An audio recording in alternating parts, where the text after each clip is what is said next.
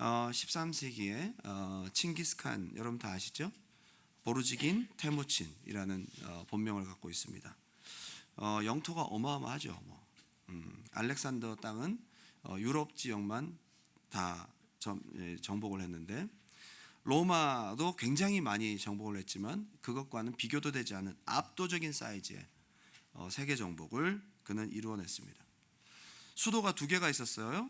동쪽과 서쪽에 하나가 있었는데 동쪽이 본수도였는데요.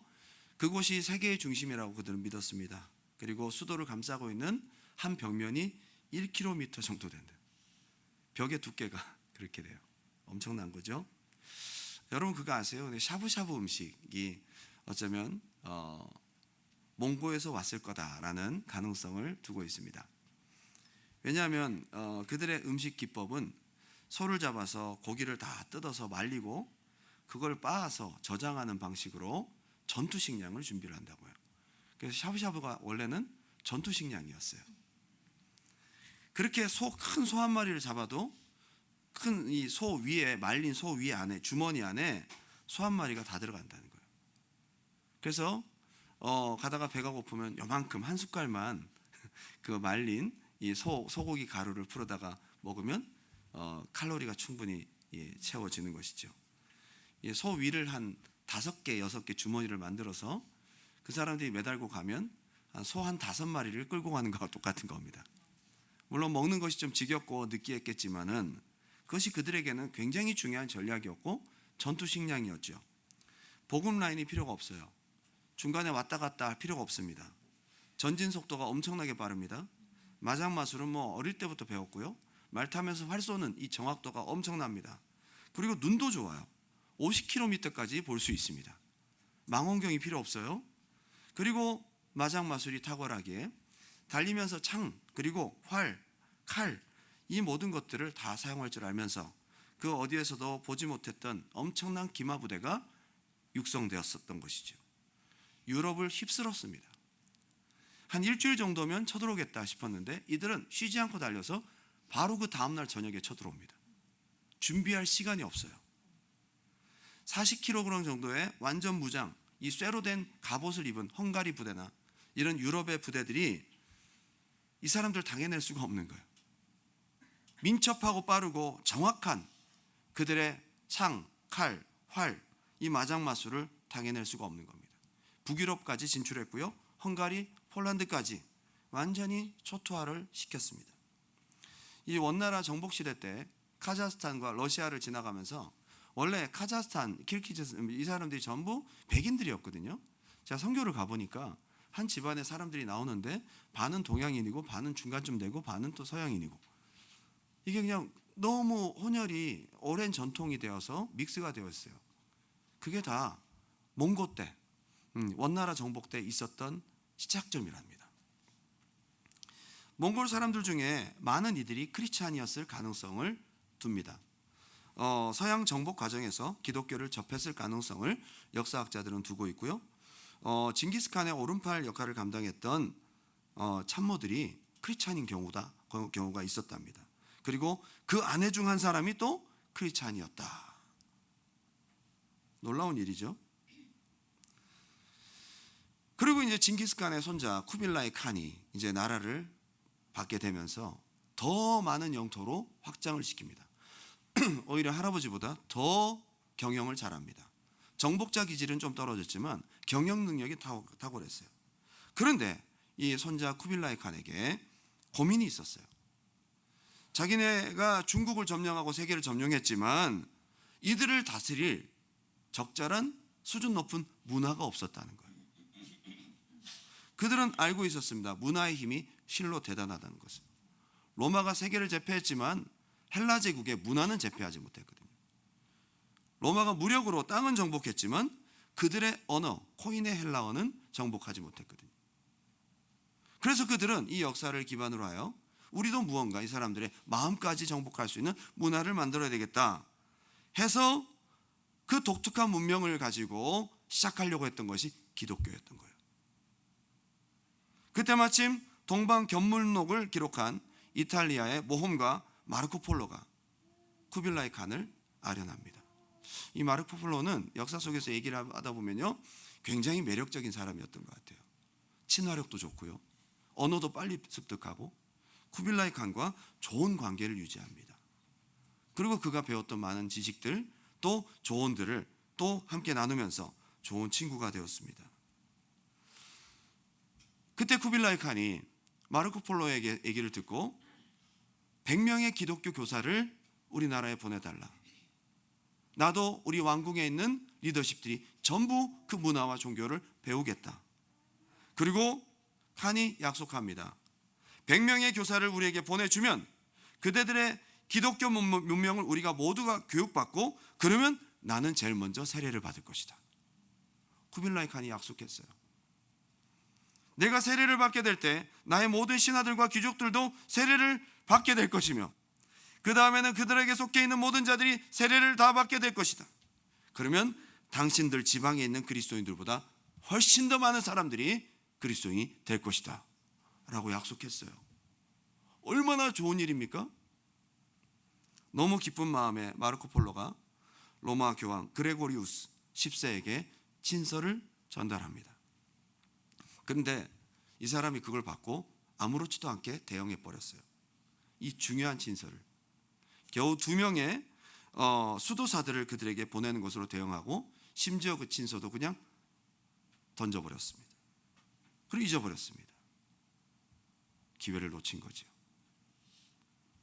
쿠빌라이 칸은 정말로 회신을 기다렸습니다. 100명의 교사를 기다렸습니다. 기다려도 소식이 오지 않자 쿠빌라이 칸은 대노하고 기독교를 오히려 적대적으로 생각하며 라마 불교를 받아들이게 돼요. 그래서 지금 중국은 세계 최대의 불교 국가가 된 거예요. 그때 받아들였다면 세계 역사가 어떻게 바뀌었을까요? 40년 후에 그 후 교황이 우연히 그 버려진 친서를 발견합니다. 그리고 뒤늦게 선교사를 파송합니다. 그리고 몬테코르비노라는 주교를 대동해서 중국에 가게 되었는데 이미 쿠빌라이 칸은 죽은 지 오래. 라마 불교는 중국의 자리를 잡았던 것이죠. 그때부터 선교에 엄청난 어려움을 겪게 됩니다. 기회를 놓쳐버렸습니다. 살면서 한번 놓치면 다시 돌아오지 않는 3가지가 있대요. 첫 번째는 시간, 두 번째는 말, 세 번째는 기회. 기회가 하나인 것 같지만 늘 있는 것이 아닙니다. 그런 의미에서 일생일대의 가장 중요한 기회가 출애굽 백성들에게 온 겁니다. 바로 12정탐꾼을 뽑아서 이제 그동안 아브라함과 이삭과 야곱을 통해 주시기로 하셨던 그 놀라운 약속의 땅을 이제 보고 들어갈 준비를 하는 거죠. 너무 중요한 기회였던 것입니다. 그런데 돌아온 정탐꾼들 중에 10명의 악평한 사람들 때문에 모두가 그 영향을 받고 이 절호의 기회를 놓쳐버립니다. 그리고 40년간 그들은 광야에서 죽게 되고 그 다음 세대가 약속의 땅에 들어가게 되죠. 저는 오늘 우리 신앙의 모형이라고 볼 수 있는 출애굽 사건, 그리고 광야의 사건, 그리고 약속의 땅, 이 모든 것들을 우리가 우리 신앙의 모형론으로 생각해야 됩니다. 노예가 되었다는 것은 바로 죄의 노예, 그리고 바로는 세상의 임금 사탄을 상징하고, 모세는 바로 메시아의 그림자입니다. 유월절 피는 십자가 속죄를 통해 구원받은 것을 말하고요, 홍해는 바로 그 은혜 받은 자들이 받는 세례를 상징합니다. 물과 떡은 성찬, 그리고 하나님께서 주시는 은혜로 광야를 통하여서 약속의 땅은 바로 천국을 상징하는 그런 모형을 우리는 생각할 수 있습니다. 그렇다면 결국 약속의 땅에 들어가는 것이 너무너무 그들에게도 우리에게도 중요한 건데, 이 중요한 기회에 그들이 왜 하나님의 약속을 무시하고 하나님을 실망시킬 뿐만 아니라 결국 약속의 땅에 들어가지 못하게 되었는지를 오늘 본문을 통해 함께 나누면서 우리가 다시 한번 약속의 땅을 바라보는 소망이 우리 마음 가운데 일어나기를 주님의 이름으로 축원합니다. 2가지로 함께 은혜를 나눕니다. 첫 번째 한번 따라합시다. 육신대로 보고 느끼고 말하다. 완전히 육의 사람이 된 거예요. 약속의 땅, 하나님 주시는 은혜를 정복하기 위해서는 영의 사람이 돼야 된다. 하나님의 선한 뜻을 전혀 헤아리지 못합니다. 육신에 속한 자들은 모릅니다. 하나님을 인식하고 보이지 않는 하나님의 뜻을 생각하고 하나님의 마음을 헤아리고 살필 수 있다는 것이 벌써 영적인 것입니다. 그래서 여러분, 보이지 않는 하나님을 느끼고 하나님을 생각하고 하나님을 얼마나 사랑하시는지를 눈에 보여지는 것보다 영으로 더 느낄 수 있는 것이 성령과 진리로 예배하는 거잖아요. 여러분, 육으로 예배합니까? 영으로 예배하십니까? 하나님의 선한 뜻을 발견하지 못해서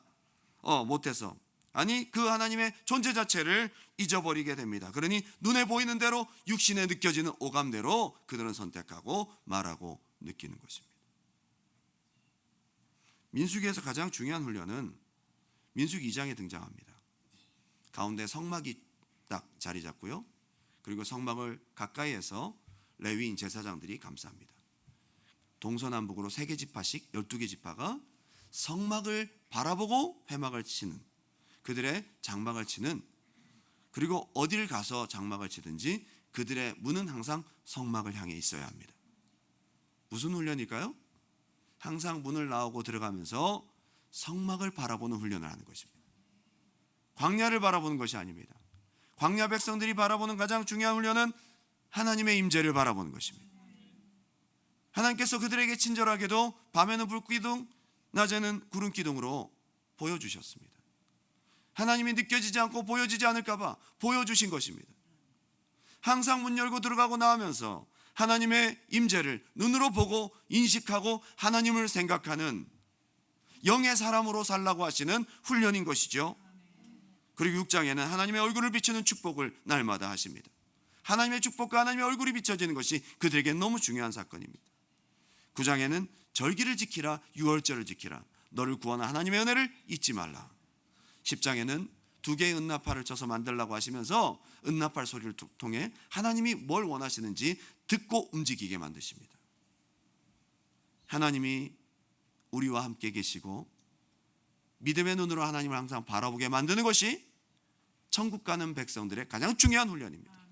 할렐루야. 그런데도 끊임없이 하나님을 망각합니다. 그렇게 날마다 하나님의 임재를 보면서도 하나님의 존재를 잊고 원망하고 불평합니다. 하나님이 우리 가운데 계신가 육신의 눈으로 판단하고 느끼면서 하나님 안 계신 것 같아 라고 영이 아닌 육으로 반응하는 것입니다. 문제만 생기면 하나님이 없는 그들의 모습은 육신적인 삶을 살고 있다는 증거입니다. 13장에 드디어 오늘 본문에 정탐꾼을 보내는 이야기입니다. 1절, 여호와께서 모세에게 말씀하여 이르시되 사람을 보내어 내가 이스라엘 자손에게 주는 가나안 땅을 정탐하게 하되 그들의 조상의 가문 각 지파 중에서 지휘관 된 한 사람씩 보내라. 모든 지파가 다 동참하도록 대표 한 명씩 다 보냅니다. 골고루 하나님께서 40일간 충분히 모두가 다 동참할 수 있도록 그들을 부르셨습니다. 3절, 모세가 여호와의 명령을 따라 바란 광야에서 그들을 보냈으니 하필 그때 진을 치고 있었던 것이 바란 광야 한복판이었습니다. 그들은 항상 눈을 뜨고 그 지역을 바라보면 광야밖에 보이는 게 없어요. 너무 신기하게도 광야를 지나고 또 광야를 지나고 사막을 지나서 가나안 땅을 보도록 그렇게 통과시켰습니다. 한번 볼까요? 지도를. 12정탐꾼이 올라간 경로입니다. 빨간색 선으로 나와 있습니다. 제일 먼저 바란 광야에서 출발합니다. 그리고 올라가다 보니까 무슨 광야가 있어요? 신광야가 있습니다. 광야 천지예요. 여기는 보이는 게 전부 사막이라고요. 올라가다 보니까 네겝 사막이 있습니다. 그리고 거기를 통과하자마자 아랏 헤브론이 나오는데 갑자기 등장한 푸르른 나무들이 보여지기 시작합니다. 놀라운 일이죠. 하나님이 저 길을 통과하게 하신 이유가 있습니다. 광야 갑자기 나타난 서프라이즈, 하나님께서 준비한 선물이었던 것이죠. 영적인 사람은 하나님의 뜻을 이해합니다. 하나님 우리에게 좋은 것 주시려고, 이런 반전을 우리에게 주시려고 이 광야를 3군데나 통과하게 했구나. 여러분, 육적인 사람은 어떻게 생각할까요? 아이고, 정말 이런 길로만 가게 응? 좀 좋은 길로 안 가고 말이야, 왜 우리를 이렇게 가게 하시냐고. 또 광야잖아. 또 광야잖아. 눈에 보이는 대로 생각하고 바라보는 사람은 하나님의 선한 뜻을 절대로 생각하지 못합니다. 불평불만의 거리가 가득한 것이죠. 민수기 13장 17절, 모세가 가나안 땅을 정탐하러 그들을 보내며 이르되 너희는 네겝 길로 향하여, 네겝 사막이거든요. 이 얘기를 들을 때 얼마나 불평불만이 생겼을까요? 아우 이제 죽었다. 내가 왜 뽑혔을까? 왜 사막을 통과해서 가라고 하실까? 때때로 하나님께서 여러분들에게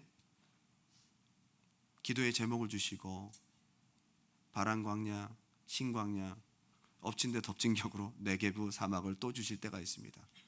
도무지 이 끝날 것 같지 않은 연속되는 광야의 시즌들을 나로 가게 하시는데 육신의 사람은 절대로 하나님의 선한 뜻을 발견할 수가 없어요. 영의 사람은 하나님의 서프라이즈를 즐깁니다. 민수기 13장 18절에 하나님께서 이렇게 말씀하세요. 그 땅이 어떠한지 정탐하라. 왜 그런 거 있잖아요. 좋은 선물 준비하고 한번 열어봐. 한번 열어봐. 집에 가서 열어보는 것보다는 그 앞에서 놀라는 걸 보고 싶은 거지요. 열어봐. 일부러 선물을 굉장히 투박하게 준비했어. 그죠? 그때 포장을 좀 투박, 막 신문지 집어넣고 열어봐. 별로 기대를 안 하고 엽니다. 계속 열어봐 좀. 그렇게 하죠. 그 땅이 어떠한지 정탐하라. 하나님은 이스라엘 백성들에게 이스라엘 백성들이 기뻐하고 좋아하고 하나님이 정말 좋은 것을 나에게 주셨구나라고 감사할 것을 기대했던 거예요. 근데 곧 그 땅 거민이 강한지 약한지 많은지 적은지 이건 봐야죠. 어차피 전쟁을 해야 되니까. 근데 여러분 이걸 정확하게 객관적으로 얼마나 이 사람들이 강한지를 아는 것도 하나님 은혜입니다. 나중에 그것을 정복하고 나면 누가 하신 거예요? 하나님이 하신 거예요. 하나님의 영광을 드러내기 위한 수단일 뿐인 거예요. 두려워하지 말라는 거죠. 이런 전력에도 불구하고 하나님이 함께 하신다면 너희는 돼 라는 걸 보여주기 위한 하나님의 축복의 과정인 거죠. 그리고 그 다음부터 얘기하시는 것은 그들의 등치와 그들의 괴물 같은 모습을 보라는 얘기가 아니고요. 19절, 그들이 사는 땅이 좋은지 나쁜지. 분명히 좋아. 분명히. 선물 한번 열어봐. 좋은지 나쁜지. 분명히 좋아요. 사는 성읍이 진영인지 산성인지, 그리고 토지가 비옥한지 메마른지, 나무가 있는지 없는지를 탐지하라. 나무가 많죠. 왜 없겠어요? 나무가 많죠. 담대하라. 그리고 그 땅의 실과를 가져와라. 분명히 좋을 거다. 그때는 포도가 처음 익을 즈음이었더라. 여러분 이때는 굉장히 더울 때예요. 여름이 시작된 거예요. 여름이 시작되었는데 사막을 3개를 통과하네. 육신적인 사람은 원망합니다. 하나님의 선한 뜻을 절대로 읽을 수가 없어요. 영의 사람 되시기 바랍니다. 눈에 보이는 대로 판단하는 사람이 아닌 거예요. 영의 사람은요. 하나님이 얼마나 우리에게 좋은 것 주시려고 이러실까, 그걸 읽을 수 있는 사람이 영의 사람인 거예요. 그 사람이 약속의 땅도 소망하고 믿음으로 약속의 땅도 정복하게 될 줄 믿습니다. 민수기 13장 25절, 40일 동안 땅을 정탐하고 마치고 돌아와 바란 광야 가데스에 이르러 모세와 아론과 이스라엘 자손의 온 회중에게 나와 그들에게 보고하고 그 땅의 과일을 보이고, 27절, 그들도 인정해요. 이 땅 진짜 좋은 땅 맞습니다. 젖과 꿀이 흐르는 땅 맞습니다. 이건 팩트니까요. 근데 팩트가 아닌 불신앙을 그때부터 얘기하기 시작해요. 팩트를 얘기해야죠. 그 땅 거주민은 강하고 성읍은 견고하고 심히 클 뿐 아니라 전부 뭘로 본 거예요? 육신의 눈으로 본 거예요. 이 사람들이 말하는 것 속에 하나님이 있는지 없는지 보세요. 하나님 없습니다. 거기서 안악자손을 보았으며, 안악자손 보았, 하나님 어디 있어요? 전부 눈앞에 보여지는 육신의 오감으로만 느낀 것을 말하는 것입니다. 하나님 없어요. 그런데 여러분 대조적이게도 여호수아 갈렙이 얘기할 때는 하나님이 우리와 함께 하시면, 하나님이 우리를 거기 들이시면 이 사람이 영의 사람인 거예요. 이렇게 영적인 훈련을 시켜도 이스라엘 백성들은 끝까지 육으로 고소해요. 여러분 영의 사람 되시기 바랍니다. 하나님이 선한 뜻으로 주시는 것을 나는 육신적으로, 불신앙으로, 원망과 불평으로 반응하고 있지는 않습니까? 때로는 하나님이 보게 하시는 것보다 안 좋은 프레임을 보고 낙심하고 원망하고 있지는 않습니까? 여전히 나는 육신적인 오감으로만 살아가고 있는 약속의 땅과는 거리가 먼 사람이 아닌지. 민수기 14장 21절 하나님이 너무 속상하신 거예요.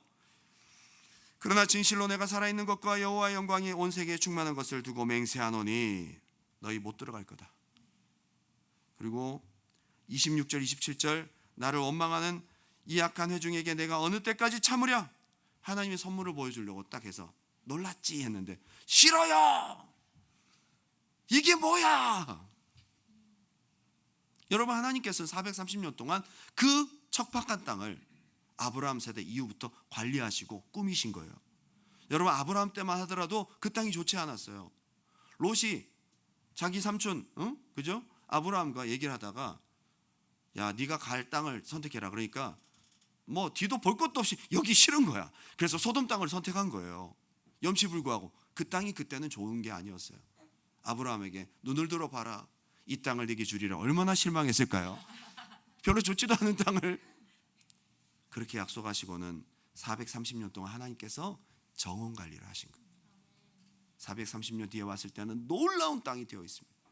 그동안의 하나님의 노력과 수고와 이스라엘 백성들에게 좋은 것 주시려고 서프라이즈 하려고 그 수백 년 동안 노력하신 하나님의 헌신과 수고와 이스라엘 백성들에게 좋은 것 주시려는 그 의도는 이들의 불평으로 완전히 짓밟히고 말았어요. 하나님이 여러분들에게 좋은 것 주시기 원하십니다. 영적인 사람은 소망합니다. 그래서 영적인 사람은 하나님을 기대합니다. 그리고 약속의 땅을 성취합니다. 육신의 생각은 사망이요 영의 생각은 생명과 평안이니라. 육신에 있는 자들은 하나님을 기쁘시게 할 수 없느니라. 하나님을 기쁘시게 할 수 없느니라. 저는 이 원인들을 또 한 가지로 생각해 보면요, 왜 이 사람들이 이렇게까지 육신적인 사람이 되었을까? 날마다 영적인 체험을 하는데 얼마나 체험이 많습니까?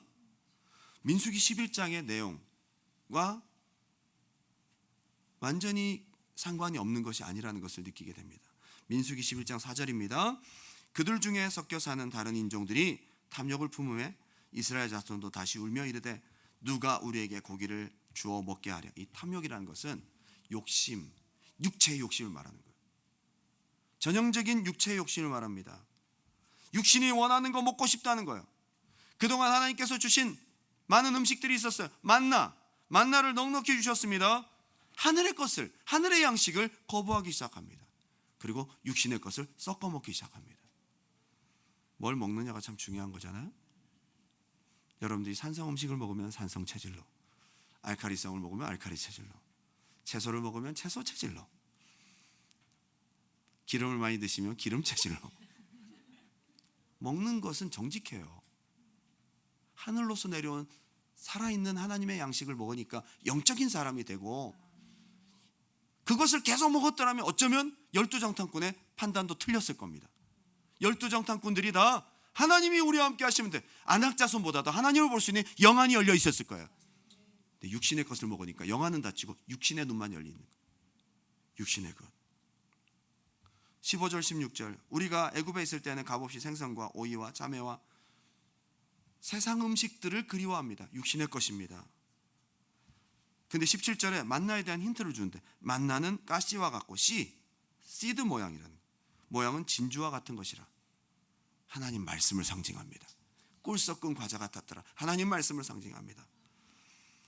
민수기 11장에 이것저것 섞어 먹기 시작했다 할 때부터 그들은 육신적인 생각, 육감만 충만한 사람들이 되었습니다. 늘 눈으로 하나님을 보지만 하나님을 모르고 하나님을 알지 않고 하나님의 존재를 잊어버리고 사는 육감만 충만한 사람이 되었습니다. 여러분, 교회를 열심히 다니고 직분도 맡고 신앙생활 하는데 우리가 너무 육적인 것 같지는 않습니까? 여러분, 평소에 여러분 심령에 뭘 먹습니까? 뭘 드시고 계세요? 전 오늘 아침에 뭘 드셨냐고 묻는 것이 아닙니다. 평상시 여러분 생각과 마음이 뭘 드시냐는 거예요.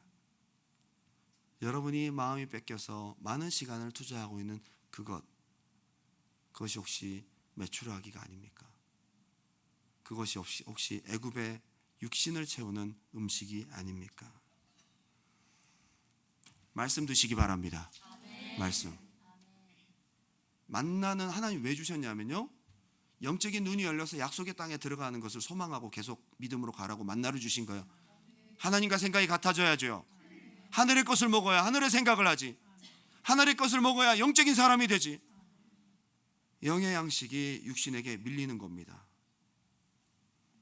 한 주간 광야에 살면서 성경 읽는 것이 만나처럼 맛이 없다라고 생각하고, 일주일에 한 번 설교 듣는 것도 재미없다고 길다고 생각하고, 두 번, 세 번 들어도 육신의 생각 버리고 영으로 살기 쉽지가 않은데, 여러분 얼마나 만나를 먹고 계십니까?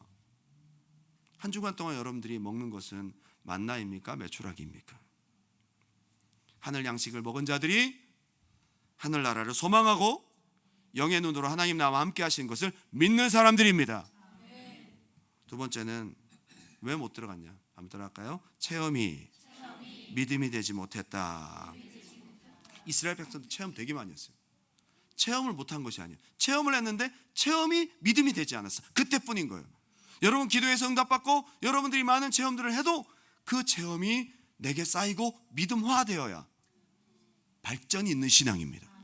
이스라엘 백성들이 왜 이렇게 쳇바퀴 돌도 다냐? 체험이 없어서가 아니에요. 체험이 믿음화되지 못했습니다. 여러분 10가지 재앙만 하더라도 어마어마하잖아요. 특별히 민수기 11장에 다베라의 불은 원망할 때 나타났던 불입니다. 그런데 여러분 보십시오. 민수기 11장 1절부터 3절까지 원망하니까 불이 붙어버렸어요. 얼마나 무서운 일입니까? 원망 안 해야죠. 그죠? 4절을 보니까 그들 중에 섞여 사는 다른 인종들이 탐욕을 품으며 울며 원망합니다. 바로 불 붙고 얼마 후에 또 원망합니다. 아, 이제 하지 말아야지. 학습이 되질 않는 거예요. 민수기 11장 10절 백성의 온 종족들이 각기 자기 장막문에서 우는 것을 모세가 들으니라. 이러므로 여호와의 진노가 심히 크고 모세도 기뻐하지 않았다는 거예요. 또 원망합니다. 민수기 11장 24절 모세가 나가서 여호와의 말씀을 백성에게 알리고 백성의 장로 70인을 모아 장막에 둘러세우매 그들이 예언을 하고 하나님의 영을 경험합니다. 놀랍게도 그 70명 중에 12정탐꾼이 없었겠습니까? 12정탐꾼은 리더 중에 리더예요. 그 체험들을 충분히 했을 사람들입니다. 그런데 그들은 하나님의 영을 경험하고도 하나님을 원망하고 하나님을 믿지 않습니다. 경험하면 뭐예요? 이것이 자기들의 믿음이 되지 못했는데요. 놀라운 것은 그들이 악평하고 난 다음에 민수기 14장 36절 37절 보니까 38절 곧 그 땅에 대하여 악평한 자들은 여호와 앞에서 재앙으로 죽었고, 현장에서 그 악평한 사람들이 즉사하는 것을 모두가 다 봤습니다. 무서운 일인 거잖아요. 그런데 그러고 얼마 후에 민수기 16장입니다. 시간상으로는 얼마 차이가 없습니다. 그 무서운 재앙의 말씀, 40년 동안 너희가 약속의 땅에 들어가지 못할 거라는 너무도 무서운 말씀을 듣고도 민수기 16장 1절에 반란이 일어납니다. 모세를 거스리며 250명의 리더십들이 모세를 거스릅니다. 그러면서 하는 얘기가 뭐냐? 그들이 모여서 모세와 아론을 거슬러 그들에게 이르되 너희가 분수에 지나도다 회중이 다 각각 거룩하고 여호와께서도 그들 중에 계시거늘 너희가 어찌하여 여호와의 총회 위에 스스로 높이느냐? 이들의 말을 보면요, 모세가 하나님의 콜링이 없는 사람이라는 거예요. 모세를 통해 나타난 놀라운 하나님의 콜링의 증거들이 많은데도 불구하고 왜 네 스스로 리더가 됐냐 이거죠. 어떻게 이렇게 까마득하게 하나님의 놀라운 은혜와 진노와 이 모든 무서운 체험들을 깨끗하게 리셋하고 나타나서 또 원망합니다. 그러고 난 다음에 민수기 16장 30절부터 보면 34절까지 여러분 한번 띄워주시면요, 그들이 원망하고 모세를 대적하다가 땅이 갈라져서 그 사람들이 다 죽는 것을 현장에서 똑똑히 봤어요. 그리고 리더십들은 향로를 가지고 왔을 때에 불이 여호와에게서 나서 불타 죽는 것을 모든 백성이 다 봤습니다. 저는 이게 정말 아이러니였어요. 그리고 바로 다음날 무슨 일이 있었는지 아세요? 민수기 16장 41절 42절 한번 다 같이 읽겠습니다. 큰 소리로 시작. 이튿날 이스라엘 자손이 온 회중이 모세와 아론을 원망하여 이르되 너희가 여호와의 백성을 죽였도다. 이게 말이 됩니까? 땅이 갈라지는 게 모세가 한 거예요? 불이 나서 죽은 것이 하나님이 하신 것인데 너가 여호와의 백성을 죽였다. 이튿날 깨끗하게 잊어버리고 다시 나타나요. 회중이 모여 모세와 아론을 칠 때에 여호와의 영광이 다시 나타나서 이번에는 연병으로 14,000명이 넘는 사람들이 죽습니다. 저는 이 성경을 읽으면서 처음에 이해가 안 갔어요. 왜 그래 다음날 바로 와서 그 전에 아무것도 없었던 것처럼 이 사람들이 행동을 하지? 라고 묵상하고 생각할 때에 이게 바로 사탄의 미혹의 사건이다. 마귀 역사가 이런 거예요, 여러분. 마귀의 역사는 은혜를 받은 것을 은혜 받지 않았다라고 리셋시키는데 전공입니다. 여러분 받은 은혜와 받은 은혜의 기억들, 하나님이 하셨던 놀라운 일들, 놀라운 기적들을 그 기억에서조차 지워버리는 것이 마귀 역사의 능력입니다. 이건 누가 보더라도 집단 미혹의 역사다. 은혜 받고 의심하고 잊어버리는 것은 여러분 속에 도적질하는 악한 영의 역사입니다. 여러분 받은 은혜가 믿음 되시기 바랍니다. 받은 은혜가 체험으로 끝나지 아니하고 그것이 믿음의 기초가 되어 여러분의 발전된 믿음으로 보지 않고도 믿는 믿음으로 나아갈 수 있기를 주님의 이름으로 축원합니다. 은혜와 체험, 응답과 하나님의 살아계심을 금방 맛보고도 마음에서 빼앗겨버리고 무덤덤하게 만들어버린 것이 마귀의 역사다. 여러분 오늘 은혜 받고 눈물을 흘리고 내일 자고 일어나면 싹 리셋이 되잖아요. 저는 이런 거 정말 많이 경험했어요. 수련회 둘째 날 뜨거운 성령의 밤을 보내고 은혜 받고 막 은사도 경험하고 막 경험하고 다음날 일어나서 저한테 찾아온 사람 되게 많아요. 저한테 찾아온 사람들이 대부분 뭘 고민하는지 아세요? 목사님 아무래도 아닌 것 같아요. 전날 저는 자기가 분명히 울고 막 그래 놓거든요. 다음날 와서 목사님 밤새 자고 일어났더니 아닌 것 같다는 생각이 들어요. 속이 터집니다. 실제 있는 일입니다. 이건 여러분 받은 은혜를 빼앗기지 마십시오. 충분히 그들이 경험한 체험만으로도 가나안 땅을 정탐하고 돌아와서 믿음으로 선포할 수 있어요. 그동안 받았던 모든 체험과 은혜와 하나님의 살아계신 역사와 증거들은 어디 갔어요? 세계 최강의 애굽의 전차부대도 하나님 무찌르셨는데 그 기억 어디 갔어요? 고작 안악 자손들 때문에 벌벌 떨고 있는 이들의 모습을 우리는 보고 있는 겁니다. 여러분 여기서 우리가 생각해야 됩니다. 혹시 나는 하나님 내게 주신 응답들과 기도들이 많은데 저도 여러분들이 가급적이면 일기를 쓰라고 얘기하고 싶습니다. 하나님 주신 응답과 은혜가 있으면 적어 놓으세요. 제가 최근에 과거에 설교했던 것들을 보거든요. 거기 제가 경험했던 이야기들을 막 써놓잖아요. 오늘 뭐 무슨 일이 있었다 보면요, 이런 일이 있었어? 저는 기억력이 좋은 편이거든요. 전 디테일하게 기억을 다 하는 편이거든요. 근데 그걸 보면서 까마득하게 잊고 있었던 것들이 있으면서 이렇게 내가 하나님의 은혜와 사랑을 받아놓고도 나도 이렇게 잊어버리는구나. 이것이 약속의 땅에 들어가지 못한 이유라고 히브리서는 분명히 밝히고 있어요. 여러분 이거 큰 문제입니다. 받은 은혜가 은혜되지 못하는 것이 약속의 땅에 들어가지 못한 이유라고 얘기를 하는 거예요. 한번 볼까요? 히브리서 4장 1절 2절. 그러므로 우리는 두려워할지니 그의 안식에 들어갈 약속이 남아있을지라도 너희 중에는 혹 이르지 못할 자가 있을까 함이라. 약속, 이 약속의 땅을 말하는 거예요. 그들과 같이, 그들 누굽니까? 광야 백성들을 말하는 거예요. 지금 이스라엘 백성들, 출애굽 이스라엘 백성들 얘기하는 거예요. 우리도 복음 전함을 받은 자이나 들은 바 그 말씀이 그들에게 유익하지 못한 것은, 얼마나 모세를 통해 많은 말씀을 들었어요. 듣는 자가, 한번 따라합시다. 믿음과 결부시키지 아니함이라. 결부시키다는 단어가 용해시키다는 단어가 똑같아요. 설탕물을 만들고 커피 믹스를 물에 타서 완전히 그 커피 믹스 가루가, 그죠? 완전히 물화되는 거잖아요. 분리하기가 어려워요. 소금물 여러분 이거 추출하려면 쉽지 않잖아요. 녹여서 완전히 하나가 돼버린 거예요. 여러분에게 주신 체험과 하나님의 은혜가 여러분 심령에 녹아지길 바랍니다. 아멘. 믿음의 재료가 되길 바랍니다. 아멘. 그때뿐이면 안 된단 말이에요. 그게 바로 길가밭에 심겨진 씨앗과 같이 도적질 당하는 심령이다. 히브리서 3장 17절을 보니까 또 하나님이 40년 동안 누구에게 노하셨느냐? 그들의 시체가 광야에 엎드러진 범죄한 자들에게 아니냐. 이 말씀 바로 다음이 히브리서 4장 1절 말씀인 걸 보니까 지금 출애굽 광야 백성들을 분명히 말하고 있는 거예요. 이들이 약속의 땅에 들어가지 못한 것처럼 너희도 천국에 들어가지 못할까 염려하라. 이게 지금 히브리서의 말씀이에요. 오늘 여러분들이 약속의 땅을 부여받은 천국 백성으로서 먼저는 너무도 내 심령이 육신적이지 않은가. 하나님 안 보인다고 문제 앞에서, 상황 앞에서 원망하고 불평하고 하나님을 느끼지 못하고 하나님의 선한 뜻을 분별하지 못하는 우리의 모습이 아닌가 한번 돌아볼 수 있기 바랍니다. 또 한 가지는 여러분 너무 여러분 심령이 육신의 드라마를 많이 드시는 것은 아닌가.